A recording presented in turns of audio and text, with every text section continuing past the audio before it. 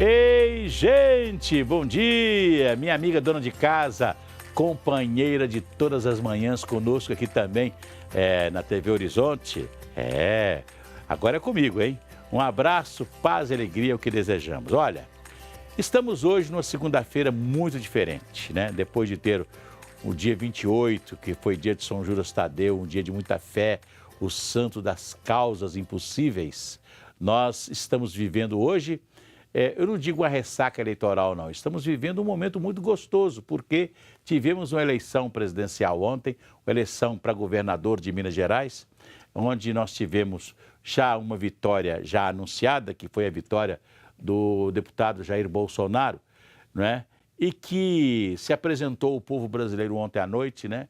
Com muita humildade, né? Pedindo a Deus que lhe dê sabedoria para poder fazer uma grande administração, uma administração diferente, transparente e que possa ser a administração desejada por todos, né?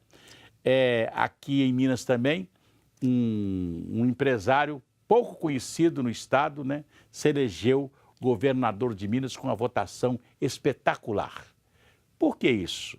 Porque os políticos tradicionais pisaram na bola, não é verdade? Se você olhar um outro lado, você vai ver prisões e uma série de coisas, corrupção, toda coisa. Quer dizer, o povo brasileiro ficou muito...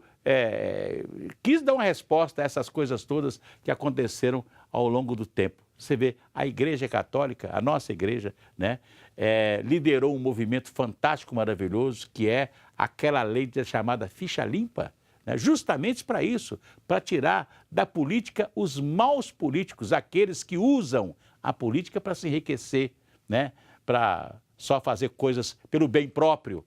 Então, eu acho que quando nós estamos vivendo esse momento, nós vamos pedir a Deus, né, que o país seja pacificado, que as pessoas, né, entendam que ganhou um outro e, na verdade, o outro está dizendo, agora eu não sou mais presidente só dos meus eleitores, sou presidente dos eleitores do outro candidato também, porque nós vamos ser presidente do Brasil. Isso foi muito bom, então vamos pedir a Deus, né, todo aquele momento de fé no entorno do candidato Jair Bolsonaro, que essa fé seja estendida por todo o país, para que o país seja verdadeiramente pacificado e ele possa, é o desejo meu e o desejo de todo mundo, que ele possa fazer um grande governo, né? Inclusive, até mesmo aqueles que estiveram com outro candidato, né? Que vamos nos irmanar todo, né, na vontade de fazer um país diferente. Isso é muito importante.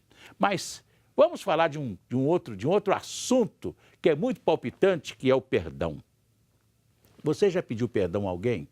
Né? Eu já tive necessidade de pedir perdão.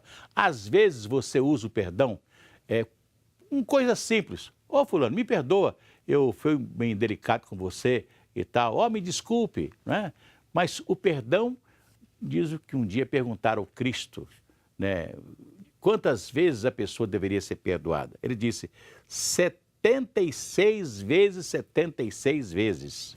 Então, quer dizer, o perdão está no infinito, você deve perdoar sempre. E hoje eu estou recebendo aqui mais uma vez o Fernando Fernandes, que é psicólogo e clínico e vai conversar conosco, né, Fernando, a respeito do perdão. Aliás, lembro até de uma música, né? Perdão foi feito para a gente pedir, né? Aquela música do Ataúfo Alves, bonita, né? As músicas, os compositores também falaram muito de perdão, né?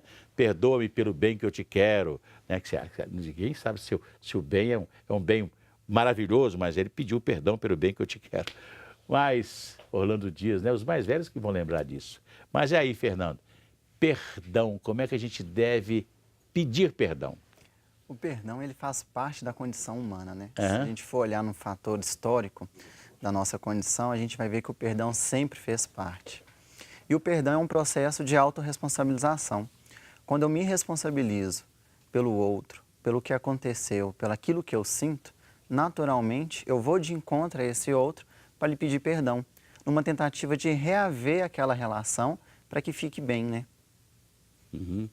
Agora, não só pedir perdão, mas também ter a capacidade de perdoar as pessoas. Essa é que é né? Você perdoar o seu amigo, perdoar a pessoa de casa, agora o interessante é perdoar o inimigo mesmo, né? Aquele que você considera inimigo.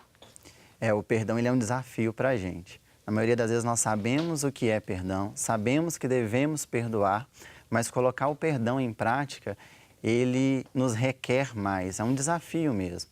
E aí a gente vai compreendendo que esse desafio, ele perpassa por algumas dimensões. A dimensão da razão, onde eu vou, talvez ali no primeiro momento, entender o porquê que eu devo perdoar, e a questão do encontro com as emoções e dos sentimentos vivenciados. Às vezes, racionalmente, é muito fácil eu compreender que eu devo perdoar e, de fato, eu até consigo perdoar.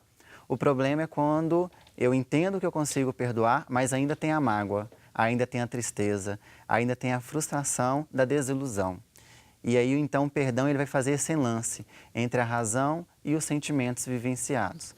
Quando eu consigo, de fato, entrar em contato com aquele sentimento, eu consigo compreender ele melhor e, de fato, ir para a prática do perdão, que é através de um diálogo sadio com o outro, entender o que se aconteceu, quais eram as verdadeiras intenções diante da situação que passou pela mágoa, passou pela tristeza, passou pela ilusão, e saber do outro como foi aquilo para ele também. Na maioria das vezes, os dois estão feridos, né?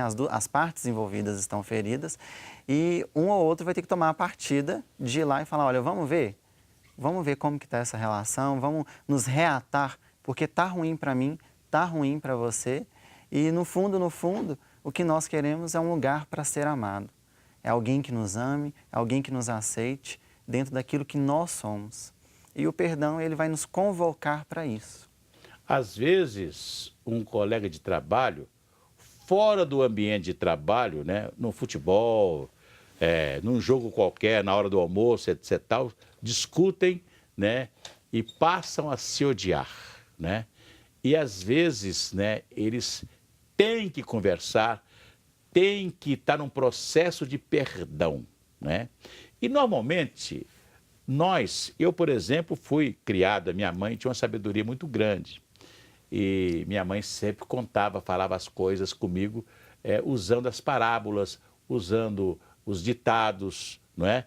Que eram coisas assim que eu nunca esqueci, né? Mas eu acho que nós tínhamos, até na escola, né? Nós tínhamos que ter alguma coisa que pudesse lembrar as crianças sobre o perdão. Porque o perdão ele está na vida de todo mundo, né? De pedir e de conceder o perdão, não é isso? Exatamente. O perdão ele é restaurador da nossa saúde emocional e da nossa saúde psíquica. Quando a gente guarda mágoa, quando a gente guarda as frustrações daquela relação, a gente adoece. Por isso é sempre importante a gente estar lembrando que nós somos seres capazes de dar uma saída genuína para aquela situação que nos causa um desequilíbrio, um desajuste. E essa saída, na maioria das vezes, é o perdão. Você falou agora há pouco, né, dos ditos populares que a gente aprende. Eles falam que errar é humano, né? Se errar é humano, perdoar nos torna divino. Porque errar dentro da condição de humano, a gente vai errar. Agora, o que a gente vai fazer com esse erro é que vai dizer da nossa verdadeira essência. A gente fala, errar é humano, mas não pode persistir no erro, né? Você tem o perdão de errar uma vez, mas não persistir no erro de errar todo dia, né? Cometer os mesmos erros, né? Eu vou contar aqui uma história muito interessante, eu gosto sempre de ilustrar uma história que eu conheço. E eu convivi com muitos políticos, né? Entre eles o Itamar Franco, né? Que foi um político mineiro, né? De Juiz de Fora, mas de um gênio muito difícil. Né? E aconteceu um fato muito importante. O Itamar, depois que deixou o governo, ele voltou à sua velha Juiz de Fora, morando lá no seu prédio, no seu apartamento, e praticamente na porta dele, na rua, tinha uma banca de revistas e o cara da banca de revistas guardava o Globo para ele todo dia. Guarda o Globo para mim. E ele guardava sempre o Globo para o presidente Itamar Franco e tal. Teve um dia o sujeito saiu lá para fazer um exame, a mulher dele ficou na banca e ele não pôde. E ele falou com a mulher, esse jornal aqui é do doutor Itamar Franco, é o jornal que ele pede, encomenda todo dia. Ele vai buscar lá para as 10h30, 11 horas da manhã e vem buscar o jornal. Só que a dona esqueceu e vendeu o jornal. E aí, quando ele chegou, falou assim, cadê o jornal do doutor Itamar Franco? Eu vendi sem querer.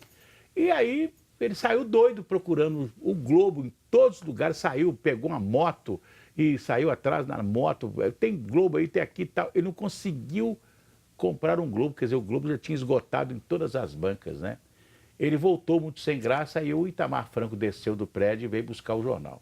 Eu falei assim, doutor Itamar, eu deixei o Globo do senhor aqui, eu saí para fazer um exame, minha mulher ficou aqui na banca e eu quero pedir desculpas ao senhor, o senhor me perdoa, ela vendeu o seu Globo, né? E eu não consegui encontrar outro, na cidade o seu Globo outra vez. Disse que ele saiu, não falou nada, desceu, mas nunca mais passou nem em frente à banca do sujeito mais. Quer dizer que difícil, né, não perdoar o sujeito, né? Um fato que pode ser corriqueiro, né? Mas nunca mais ele passou na frente da banca do sujeito, nunca mais o cumprimentou e nunca mais quis o jornal, né? Difícil, tem pessoas que aí fala assim, fulano guarda o ódio na geladeira.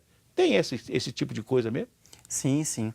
Na maioria das vezes, nós temos uma dificuldade de transpor o sentimento que foi vivenciado no deslace, no desvínculo, né? Eu tenho uma relação com uma pessoa, mesmo que seja de compra e venda do jornal, e quando há algo, né, que quebrou essa rotina, que quebrou essa confiança, vai me gerar um sentimento de frustração, de mágoa, de tristeza, de revolta, na maioria das vezes raiva também. E aí, se eu não me proponho a lidar com esse sentimento vai ficar lá. E na maioria das vezes, se a gente não cuidar, ele vai aparecer. E às vezes aparece, inclusive, vivendo outras situações com outras pessoas. Se eu não busco perdoar aquela pessoa que me causou aquele sentimento no aqui e no agora, é bem possível que no amanhã eu transfira a situação para uma outra pessoa, para que eu possa reviver a situação e ir de encontro com perdão. Olha, esta sexta-feira nós teremos o Dia de Finados e a Metropax já está se preparando para dar apoio à Arquidiocese de Belo Horizonte nas missas que serão rezadas nos cemitérios públicos da cidade. O cemitério do Bonfim, que é o nosso primeiro cemitério, né? O cemitério da Paz, que é o cemitério Parque, o cemitério da Saudade, o nosso segundo cemitério da cidade, o cemitério da Consolação, né? Que são os cemitérios públicos de Belo Horizonte, onde a Metropax vai estar presente, dando ampla cobertura à Arquidiocese para as missas que serão oficiadas nesses cemitérios. Olha aqui, o Dia de Finados é um dia de muita meditação para todos nós, de reflexão também, aliás, sobre a morte, que nós sabemos que a morte é a única coisa que vai acontecer conosco, né? Então, você tem que estar preparado para a morte, porque é a única coisa que nós sabemos que vai acontecer. Então, por isso que eu falo assim, você já fez o seu plano funerário? Né? Faça o plano funerário. Eu gosto de dizer que o plano funerário é uma previdência da morte, porque nós não guardamos dinheiro para ter alguma coisa no momento mais difícil da vida da gente, para você comprar um bem que você precisa e etc e tal. Então você também tem que olhar esse problema, porque quando a morte chega no seio da família da gente, né, traz uma série de problemas, com o enterro simples aí está quase R$ 5.000. Então fale com a Metropax, 0800 726 0140, 0800 726 0140. Daqui a pouco eu continuo conversando com o Fernando e o assunto é o perdão.